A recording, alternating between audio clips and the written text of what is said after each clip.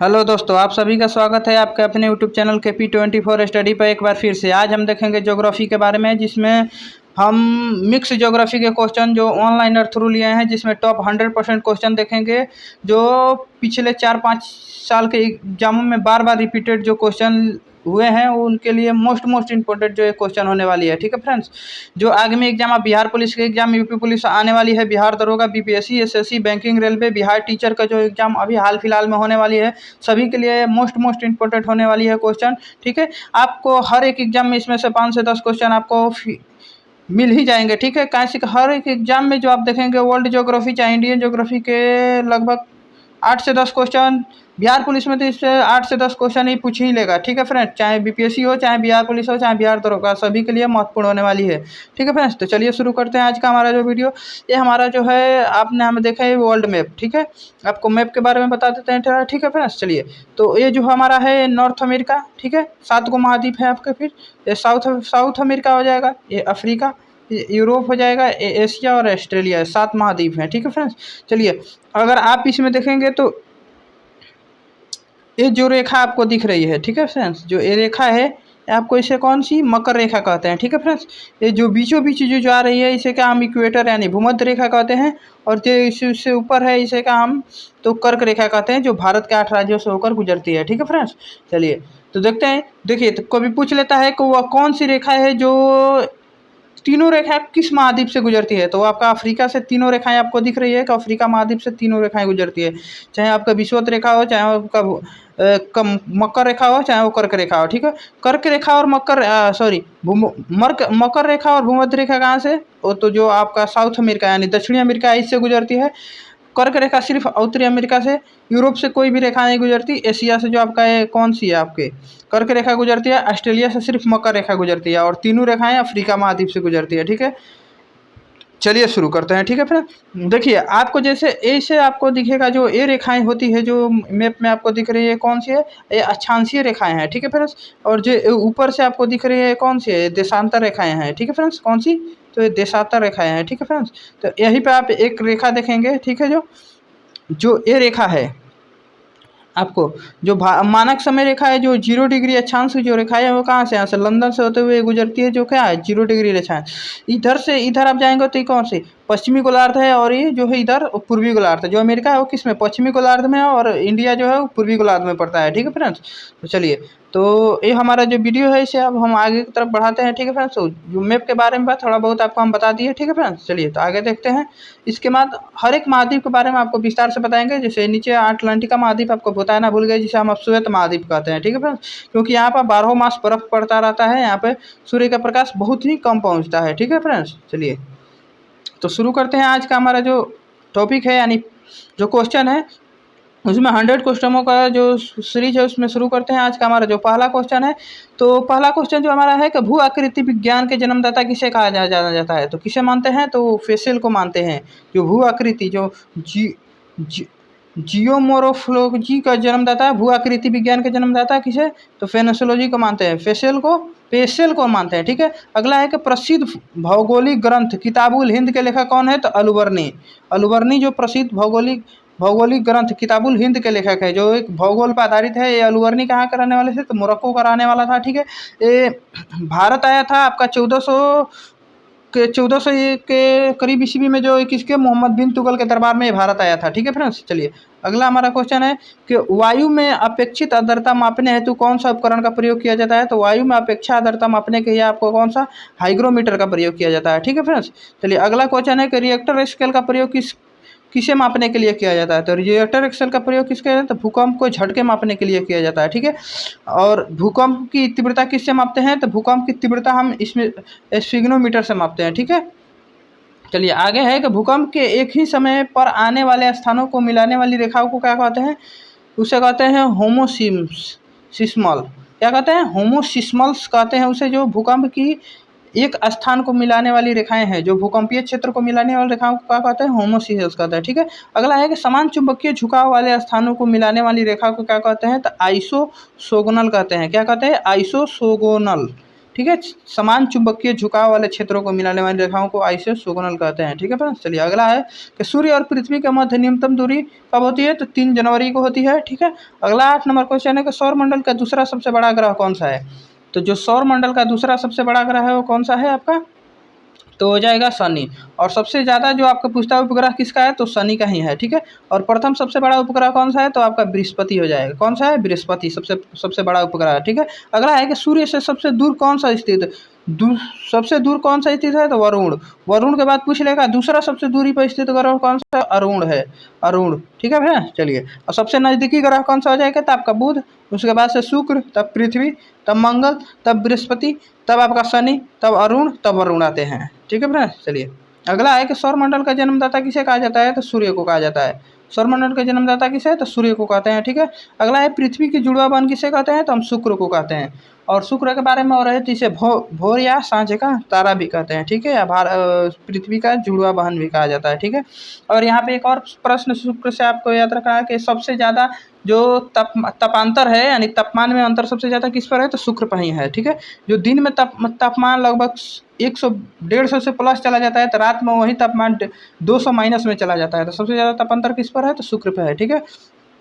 अगला है कि सुमेकर लेवी 9 धूमकेतु किस ग्रह से टकराया था, तो किससे टकराया था, तो बृहस्पति से टकराया था। कौन है, सुमेकर लेवी 9 धूमकेतु जो है किससे टकराया था, तो बृहस्पति से टकराया था, ठीक है फ्रेंड्स। अगला है कि पृथ्वी के केंद्र में पाए जाने वाले चुंबकीय पदार्थ कौन सा है, तो निकेल है। पृथ्वी के केंद्र में जो पाया जाता है निकेल, यानी क्या पाया जाता है पृथ्वी के केंद्र में, तो नी और इफे, इसे नीफे कहते हैं। जो निकेल और फेरस, जो निकेल है वो क्या है, चुंबकीय एक पदार्थ है, ठीक है, और फेरस यानी लोहा, ठीक है। अगला है कि रेडियो संचार के प्रेषण एंटेना द्वारा उत्सर्जित संकेत प्रतिबिंबित कहाँ होता है, तो क्षोभ मंडल में। जो रेडियो संचार के प्रेरक एंटीनाएं हैं वो कहाँ पर लगाई जाती है, तो क्षोभ मंडल में होती है, ठीक है। अगला है कि 1 डिग्री देशांतर की सर्वाधिक दूरी कहाँ होती है, तो आपका होती है कहाँ पे, तो कर्क रेखा पर होती है, ठीक है फ्रेंड्स। अगला है कि उत्तरी प्रशांत महासागर में अंतर्राष्ट्रीय तिथि रेखा का विचलन का क्या कारण है, तो एल्युमिनियम द्वीप का समूह, एल्युमिनियम बोलते हैं, एल्यूशियन जो द्वीप हैं, एल्यूशियन द्वीप समूहों का जो है विचलन का मुख्य कारण है, ठीक है। अगला है कि ऑस्ट्रेलिया महाद्वीप का सर्वोच्च पर्वत शिखर कौन सा है, तो माउंट कोएस्को है। कौन है, कोएस्को, ठीक है। ऑस्ट्रेलिया के बारे में बता देता है, ऑस्ट्रेलिया की सबसे बड़ी नदी तंत्र जो है कौन सा है, तो मार्ले डार्लिंग जो नदी तंत्र है ऑस्ट्रेलिया की सबसे बड़ी नदी तंत्र है, ठीक है। चलिए अगला है कि किस महाद्वीप को पठारीय महाद्वीप कहा जाता है, तो आपको किसे, अफ्रीका महाद्वीप को, ठीक है। काला महाद्वीप किसे कहते हैं, तो हम अफ्रीका महाद्वीप को ही कहते हैं, ठीक है। सबसे पहले मनुष्य कहाँ पाए थे, तो अफ्रीका महाद्वीप में ही आए थे, ठीक है। अगला है कि एशिया महाद्वीप का सर्वोच्च पर्वत शिखर कौन सा है, तो एशिया महाद्वीप का सर्वोच्च पर्वत शिखर कौन सा है, तो आपका माउंट एवरेस्ट हो जाएगा, जिसकी ऊंचाई कितनी है, तो आपका 8,848 मीटर है, ठीक है। 8,848 इसका मीटर है, जो कहाँ पर, नेपाल में स्थित है, ठीक है फ्रेंड्स। चलिए अगला है कि महाद्वीप और महासागर कौन सी श्रेणी के उच्चावच है, तो प्रथम श्रेणी के। महाद्वीप और महासागर प्रथम श्रेणी के उच्चावच है, ठीक है फ्रेंड्स। चलिए अगला है कि प्लेट विवर्तनीय सिद्धांत किसने दिया था, तो हैरी हेंस ने दिया था। किसने दिया था प्लेट विवर्तनीय सिद्धांत, तो हैरी हेंस ने प्लेट विवर्तनीय का सिद्धांत दिया था, ठीक है।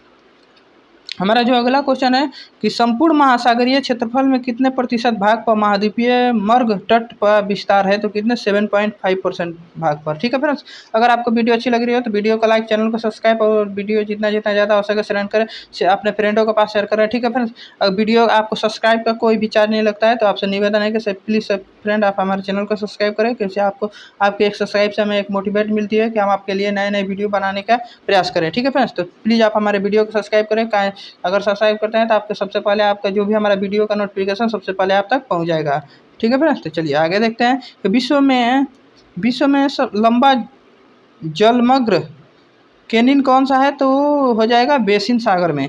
विश्व में सबसे लंबा जलमग्न कैनियन कहाँ पर पाया जाता है, तो बेरिंग सागर में। कौन सा, बेरिंग सागर, जो आपका कहाँ पे स्थित है, तो उत्तरी अमेरिका और दक्षिणी अमेरिका के बीच में स्थित है, ठीक है। अगला है कि बेसाल्ट के रूपांतर के फलस्वरूप किस चट्टान का निर्माण होता है, तो एम्फीबोलाइट। बेसाल्ट के रूपांतर के बाद कौन सा चट्टान का निर्माण होता है, तो एम्फीबोलाइट चट्टान का निर्माण होता है, ठीक है फ्रेंड्स। अगला है कि किस देश में भूकंप का उत्पन्न विनाशकारी समुद्री तरंगों को सुनामी कहते हैं, कहाँ कहा जाता है इसे?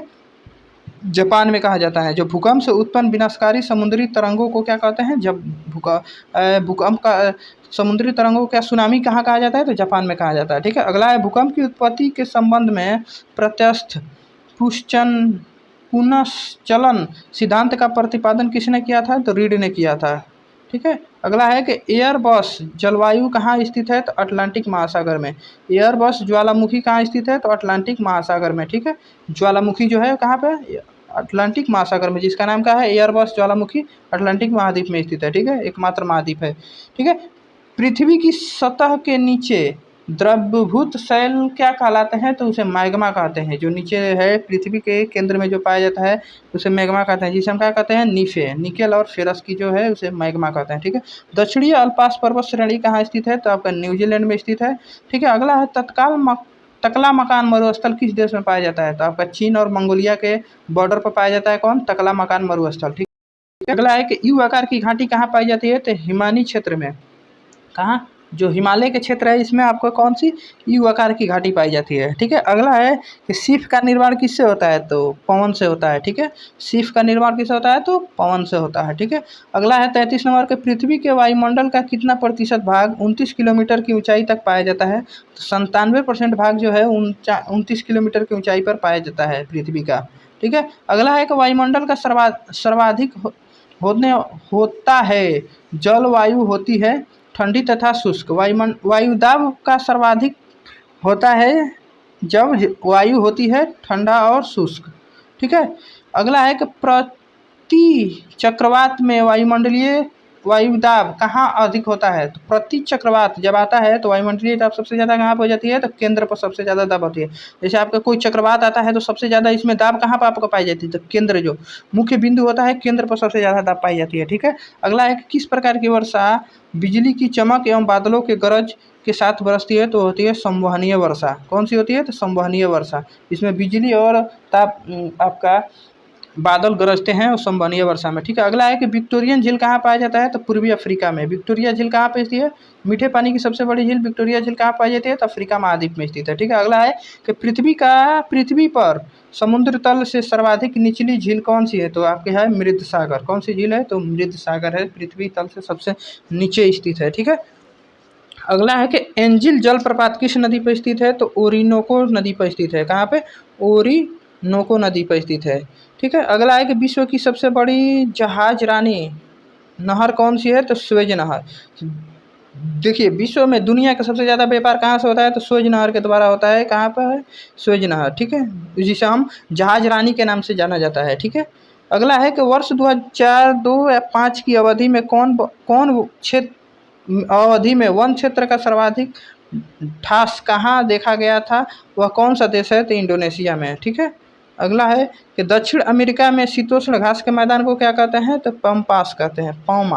पैमा कहते हैं दक्षिणी अमेरिका में। ठीक है, पम्पास। ठीक है, सॉरी पम्पास हो गए, पैमा लिख दिया है पम्पास। ठीक है, अगला है कि जॉर्डन और इजराइल के मध्य कौन सी सागर है? तो मृत सागर है। जॉर्डन और इजराइल है, इसके मध्य कौन सी सागर है? तो मृत सागर पाई जाती है इनके बॉर्डर पर। ठीक है, अगला है कि सार्गोसो समुद्र किस महासागर में स्थित है? तो अटलांटिक महासागर में स्थित है।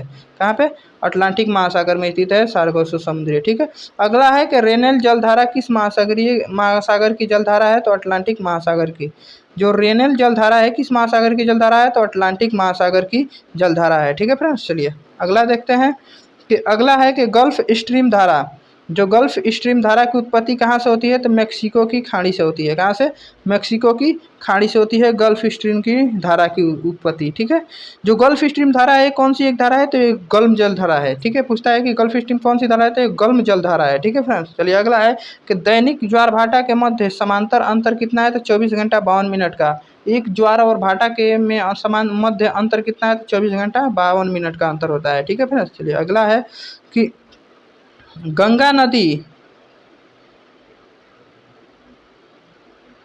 चलिए अगला है कि गंगा नदी का डेल्टा किस प्रकार का है? तो चापाकार। जो डेल्टाई किस प्रकार की है? तो चापाकार डेल्टा है। ठीक है, हांगो नदी किस में गिरती है? तो पीला सागर में। कहाँ गिरती है? तो पीला सागर में गिरती है हांगहो नदी। ठीक है, अगला है 50 नंबर की चीन का शोक किस नदी को कहा जाता है? तो जो चीन की शोक है किसे कहा जाता है? तो हांगहो नदी को कहा जाता है। ठीक है, अगला है जो हमारा 51 नंबर क्वेश्चन है कि विश्व की सबसे व्यस्त व्यापारिक नदी कौन सी है? तो वो है राइन नदी। कौन सी नदी है? तो राइन नदी है, विश्व की सबसे व्यस्त व्यापारिक नदी है राइन नदी। ठीक है, अगला है कि विश्व में सबसे ऊंचा बांध कौन सा है? तो जो है वो कौन सा आपका बांध है? तो